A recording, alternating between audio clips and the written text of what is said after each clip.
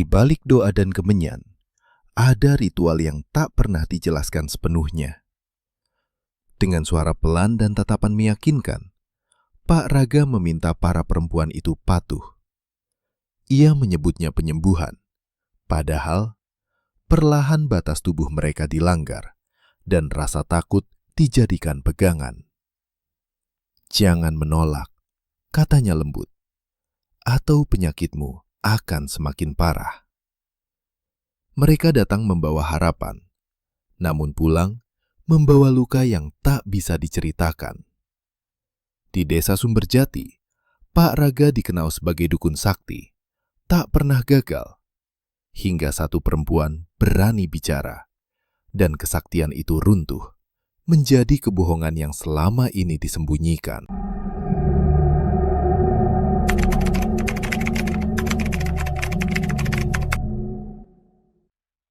Pak Raga dikenal luas sebagai dukun sakti di desa Sumberjati, sebuah desa kecil yang sunyi dan terpencil, di mana kepercayaan turun-temurun masih memegang peranan besar dalam kehidupan warganya. Usianya sekitar 50 tahun, bertubuh kurus dengan wajah tenang yang sekilas tampak penuh kebijaksanaan. Sorot matanya tajam, namun sering dibungkus senyum tipis yang membuat orang merasa diterima dan dipercaya. Ia berbicara pelan, terukur, seolah setiap kata telah dipikirkan dengan matang, dan kerap menyelipkan petuah tentang nasib, penyakit, dan kekuatan tak kasat mata. Rumahnya yang sederhana selalu dipenuhi aroma kemenyan dan benda-benda ritual, menambah kesan mistis yang membuat warga semakin yakin akan kesaktiannya. Dari pagi hingga larut malam, orang-orang datang silih berganti, membawa harapan untuk sembuh, rasa takut akan penyakit, serta keyakinan bahwa Pak Raga adalah satu-satunya penolong ketika pengobatan lain dianggap tak lagi memberi jawaban. Salah satu yang datang kepadanya adalah Sari, seorang perempuan muda yang pemalu, pendiam, dan mudah cemas. Sejak awal, Pak Raga memanfaatkan sifat Sari yang penurut dengan mengajaknya berbicara panjang lebar tentang penyakit dan nasib buruk yang, menurutnya, sedang mengancam hidup Sari. "Anakku, penyakit yang kamu rasakan ini bukan sembarangan," kata Pak Raga dengan suara lembut namun meyakinkan. "Ada gangguan gaib yang membayangi hidupmu. Hanya aku yang bisa menolongmu, Sari. Tapi kamu harus benar-benar mengikuti petunjukku." Sari menunduk, menahan gemetar. Tapi, Pak Raga, apa yang harus saya lakukan?" tanyanya pelan. Pak Raga tersenyum tipis. "Kamu harus menyerahkan dirimu pada ritual khusus. Semuanya akan kubimbing. Tapi jangan sampai orang lain tahu. Jika kamu menolak, penyakitmu bisa semakin parah. Bahkan, bisa ada musibah yang menimpa." Sari merasa takut dan bingung. Saya takut, Pak. Tapi saya juga ingin sembuh." "Jangan takut, Sari. Aku di sini untuk menolongmu. Tapi ingat, jika kamu menolak, kamu menentang takdirmu sendiri. Semua ini demi kesembuhanmu," ujar Pak Raga sambil menatap matanya, menimbulkan rasa bersalah yang mendalam dalam diri Sari. Pak Raga tidak secara langsung memaksa, melainkan menggunakan tekanan psikologis dan tipu daya. Ia menekankan bahwa hanya dirinya yang mampu menyelamatkan Sari, sehingga Sari merasa bergantung dan seolah tidak memiliki pilihan lain. Dalam proses yang disebutnya ritual khusus, Pak Raga memanfaatkan posisi dan wibawanya untuk melanggar batas pribadi Sari, sambil terus menanamkan ancaman terselubung bahwa penyakit atau musibah akan semakin parah jika menolak. Akibat perlakuan itu, Sari hidup dalam bayang-bayang rasa bersalah, kebingungan, dan ketakutan yang mendalam, tanpa menyadari bahwa ia telah menjadi korban dari tipu daya dan penyalahgunaan kepercayaan. Korban lain adalah Rina, perempuan yang lebih dewasa dan berpengalaman. Sejak awal, Rina merasakan ada yang aneh dalam cara Paraga berbicara dan memperlakukan pasien. Naluri kewaspadaannya muncul ketika syarat-syarat pengobatan terdengar tidak wajar dan selalu dibungkus alasan kerahasiaan. Namun kecerdikan Paraga dalam memainkan kata-kata dan ancaman terselubung membuat Rina perlahan meragukan instingnya sendiri. "Rina, penyakit yang kamu derita ini bukan sekedar fisik," kata Paraga sambil menatap matanya. "Ada gangguan gaib yang menempel pada dirimu. Jika kamu ingin sembuh, kamu harus mengikuti ritual rahasia ini. Jangan sampai ada yang tahu, karena kekuatannya bisa hilang." Rina menatapnya skeptis. "Pak, saya merasa aneh dengan semua ini. Apa benar ini akan menyembuhkan saya?" Paraga tersenyum tipis. "Kalau kamu meragukan, penyakitmu akan bertambah parah. Bahkan, takdir buruk bisa menimpa. Tapi kalau kamu percaya dan mengikuti semua petunjukku, aku jamin kesembuhanmu akan datang. Ingat, ini demi kebaikanmu sendiri." Rina merasa terjebak antara naluri yang curiga dan rasa takut akan ancaman Paraga. Saya tidak tahu harus bagaimana, Pak. Tapi saya takut jika menolak." "Jangan takut, Rina. Aku di sini untuk membimbingmu. Tapi ingat, penolakan berarti menentang takdirmu sendiri," ujar Paraga. "Hanya aku yang bisa menolongmu. Jadi percayalah padaku sepenuhnya." Dengan tekanan mental yang konstan, Rina akhirnya menuruti arahan Paraga, meski hatinya dipenuhi rasa bersalah, takut, dan kebingungan. Ia menjadi korban manipulasi psikologis, di mana kepercayaan dan ketakutannya dieksploitasi demi kepentingan pribadi Paraga. Trauma dan rasa malu terus menumpuk dalam diam, karena ia tidak berani menceritakan pengalaman itu pada siapapun. Berbeda dengan Sari dan Rina, Dewi adalah seorang perempuan muda yang cerdas, kritis, dan memiliki keberanian lebih. Meski awalnya merasa trauma dan takut, Dewi memiliki naluri yang kuat untuk membedakan benar dan salah. Ia tidak mudah terpesona oleh wibawa Pak Raga dan selalu menimbang setiap kata yang didengarnya. Keberanian itu muncul dari rasa empati dan ketidakadilan yang ia rasakan, serta keinginannya melindungi diri sendiri dan korban lain. Dewi selalu mencoba berpikir jernih, meski bayang-bayang rasa takut masih menghantui. Suatu sore, Dewi memberanikan diri menemui Pak Arman, tokoh masyarakat yang dikenal tegas, adil, dan bijaksana.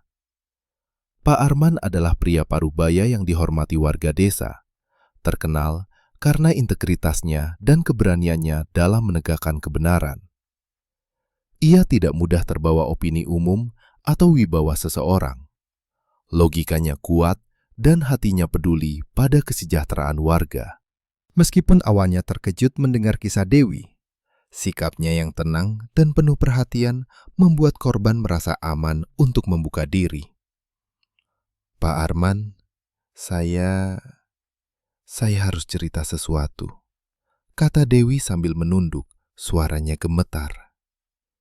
"Ini tentang Paraga, tentang ritualnya, dan apa yang terjadi pada kami." Pak Arman menatap Dewi serius, alisnya berkerut. "Tenang Dewi, ceritakan semuanya dengan jelas. Jangan takut, aku akan mendengarkan." Dewi menarik napas panjang dan mulai membuka kisahnya. Paraga menakut-nakuti kami. Dia bilang hanya dirinya yang bisa menyembuhkan penyakit. Tapi ritual yang dia suruh, itu bukan pengobatan, Pak. Kami dipaksa mengikuti permintaannya. Kalau menolak, katanya penyakit kami akan semakin parah. Pak Arman menahan emosinya sejenak, Kemudian menepuk bahu Dewi dengan lembut. "Aku mengerti, Dewi. Kamu berani datang dan menceritakan ini. Itu tindakan yang luar biasa. Jangan khawatir, kita akan mencari kebenaran bersama." Mendengar kesaksian Dewi, Pak Arman segera mengumpulkan korban lain yang berani bersuara. Satu persatu, Sari, Rina, dan beberapa korban lainnya menceritakan pengalaman mereka, lengkap dengan tekanan psikologis dan rasa takut yang mereka rasakan. Suara-suara yang selama ini dibungkam, kini terdengar jelas, dan pola manipulasi Paraga terlihat nyata. Pak Arman kemudian memanggil warga desa dan mengungkapkan fakta-fakta itu di depan umum. Paraga yang selama ini kalian hormati, ternyata menyalahgunakan kepercayaan dan ketakutan kalian. Semua yang terjadi bukanlah kesembuhan, tapi manipulasi. Tegasnya dengan suara lantang. Topeng Paraga runtuh. Sosok yang selama ini dianggap sakti, ternyata hanyalah pria licik yang menggunakan rasa takut dan kepercayaan orang lain untuk kepentingan pribadi. Warga yang selama ini terpesona dan patuh mulai membuka mata. Para korban, meski masih membawa trauma, merasakan sedikit lega karena kebenaran akhirnya muncul. Dari situ, mereka mulai bisa memulihkan diri, dan desa pun belajar sebuah pelajaran pahit. Kepercayaan tanpa kewaspadaan dapat menjadi alat bagi orang yang salah untuk menyakiti orang lain. Sari menatap Dewi dan Rina. Bibirnya bergetar.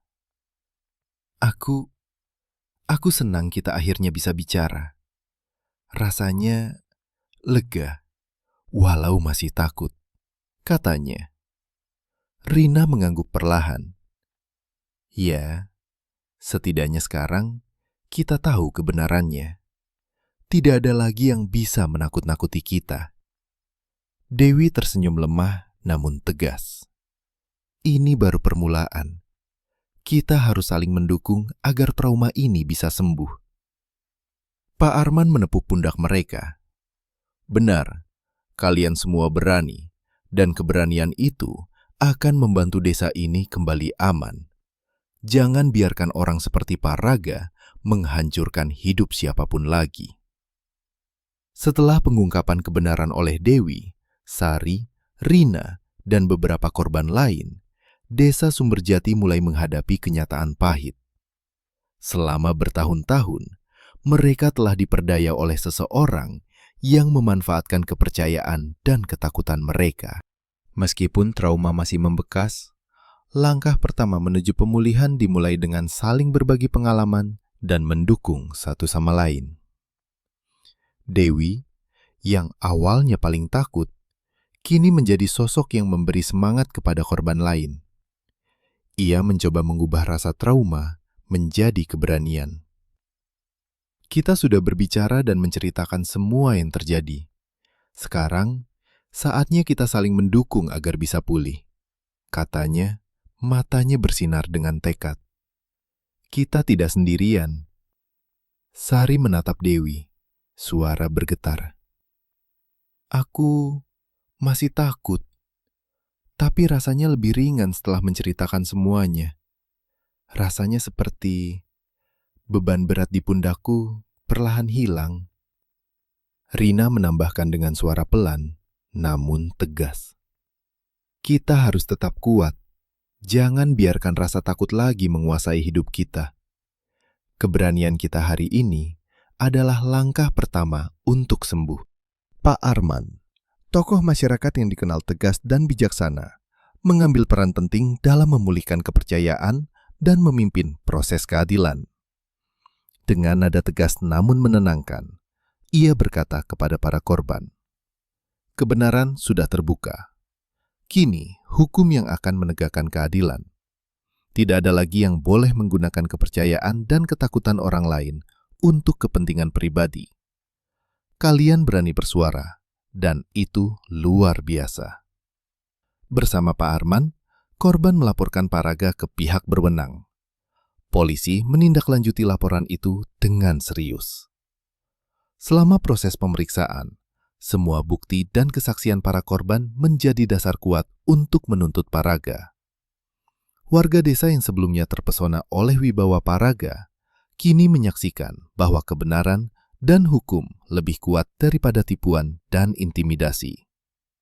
Di sisi lain, para korban mulai menjalani pendampingan psikologis. Mereka belajar bahwa trauma dan rasa bersalah yang mereka rasakan bukanlah kesalahan mereka sendiri. Setiap sesi konseling membantu mereka memahami manipulasi yang telah mereka alami dan pelan-pelan membangun kembali kepercayaan diri. Mereka juga belajar menyalurkan rasa takut dan cemas menjadi energi untuk melindungi diri dan orang lain di sekitar mereka. Seiring waktu, kehidupan di Desa Sumberjati mulai kembali normal. Praktik pengobatan tetap ada, tetapi warga kini lebih kritis dan waspada. Mereka belajar bahwa skeptisisme dan kewaspadaan adalah kunci untuk melindungi diri dari penyalahgunaan kekuasaan. Pengalaman pahit itu menjadi pelajaran berharga. Kepercayaan harus diberikan dengan hati-hati, bukan dibutakan oleh rasa takut atau kekaguman pada wibawa seseorang. Suatu sore, Sari, Rina, dan Dewi duduk bersama di tepi sungai, melihat matahari perlahan tenggelam di balik bukit. Dewi tersenyum lembut. Kita sudah melewati masa gelap, tapi sekarang kita bisa melangkah maju. Bersama-sama, kita lebih kuat. Sari mengangguk. Matanya masih menahan air mata. Aku merasa lega. Kita bisa bicara dan saling mendukung. Rasanya seperti beban yang lama akhirnya terangkat. Rina menambahkan, masa depan mungkin masih menakutkan, tapi sekarang kita tahu bahwa kita bisa menghadapinya bersama. Tidak ada lagi yang bisa menakut-nakuti kita seperti dulu. Pak Arman berdiri di belakang mereka, menatap ketiganya dengan penuh rasa bangga. Keberanian kalian hari ini adalah pelajaran bagi seluruh desa. Tidak ada tipu daya yang bisa menang jika kita berani bersuara dan berdiri bersama. Ingat, kebenaran dan keadilan akan selalu menang pada akhirnya. Dengan dukungan satu sama lain dan keberanian yang muncul dari pengalaman pahit itu, para korban mulai membangun kehidupan baru. Trauma perlahan surut. Keyakinan dan kepercayaan diri mulai pulih. Dan mereka belajar bahwa keberanian bukan berarti tanpa rasa takut, tetapi kemampuan untuk menghadapi ketakutan dan tetap bertindak benar.